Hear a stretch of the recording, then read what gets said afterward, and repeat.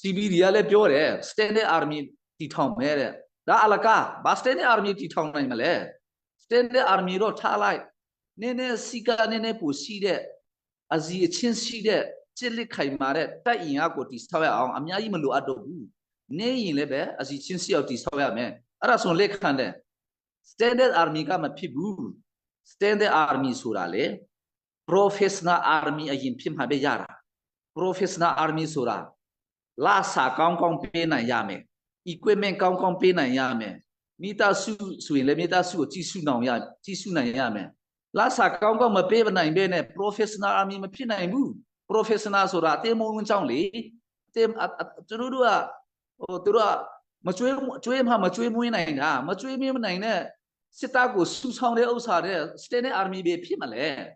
အဲ့ဒါဟိုဖက် EU ပြောတယ်လို့ပေါ့ standard army တော့ထားလိုက် standing army တောင်မှဖြစ်မှာမဟုတ်ဘူးအဲ့ဒါ standing army ဆိုတာနားလေကြလားမသိဘူးဇတ်တည်နိုင်မှာမဟုတ်ဘူးငွေလိုတယ်ခင်ဗျ